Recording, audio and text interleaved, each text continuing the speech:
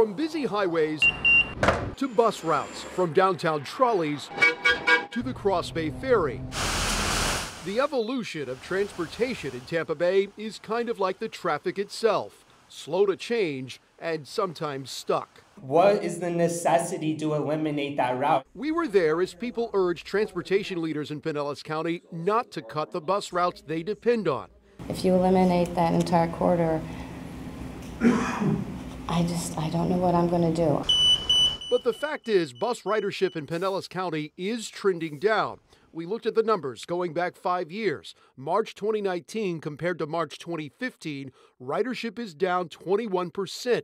That's nearly 1.4 million less passenger trips, or the same amount as every single fan who's attended a Bucs home game for the last 3 years. Transportation is changing like no other time in our past. Brad Miller is the CEO of the Pinellas Suncoast Transit Authority. We have invested over the years in a great system of major highways in the Tampa Bay region that are filling more and more every day.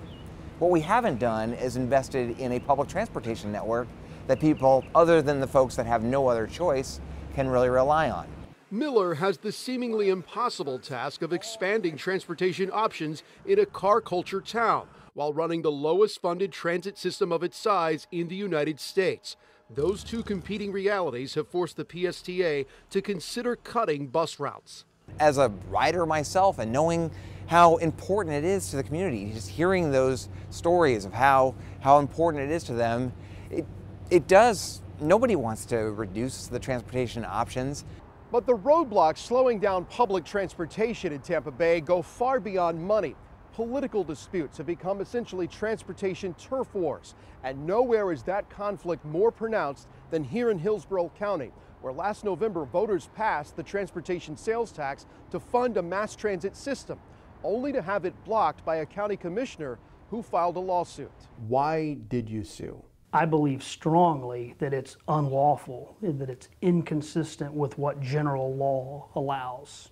In the lawsuit, Hillsborough County Commissioner Stacy White argues the tax is unconstitutional. He claims it takes power away from the elected board of county commissioners and creates an independent committee with no oversight that decides how millions in sales tax dollars a year will be spent on everything from roads to buses to light rail. Should the power lie with the county commissioners, or should the power lie with the voters who passed the tax? Neither. My issue is with the Independent Oversight Committee, which on its face is unlawful. This lawsuit is nothing more than a political stunt. Tampa attorney Tyler Hudson headed up the group All for Transportation, which led the campaign for the sales tax. It's up to Stacy White and his counterparts on the county commission to pick where those projects go, and instead of forcing taxpayer dollars to go into frivolous lawsuits. As the legal battle drags on for months, costing taxpayers thousands, state records show millions of dollars from the sales tax are piling up in a bank account, unspent and unused. While the money can't legally be spent until 2020, there's no guarantee the legal challenge will be settled by then. Are you standing in the way of the will of the people? I'm not. Me as a county commissioner, I'm directly accountable to the voters. That's not the case for the members of this Independent Oversight Committee.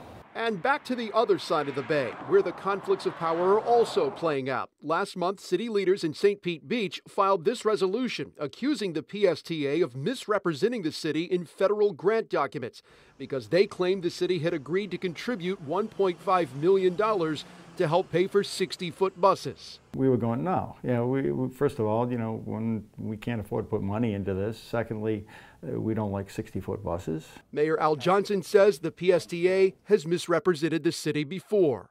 So the two of us are looking at each other going, well, we don't have that in the budget, and we're certainly not going to write them a check. ABC Action News obtained this email from PSTA in which the agency acknowledges the city did not agree to the $1.5 million and promises to adjust all grant documents and other assumptions to show no direct financial funding from the city. We have recognized their concerns. We've adjusted our project with smaller vehicles. We no longer are seeking any funding from them. We got their attention, and they seem to be extremely cooperative. The PSTA has also agreed to delay cutting bus routes while the agency tries to find $5 million in new funds by July.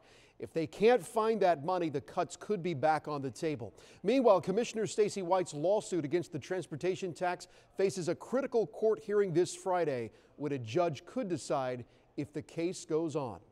Paul LaGrone, ABC Action News.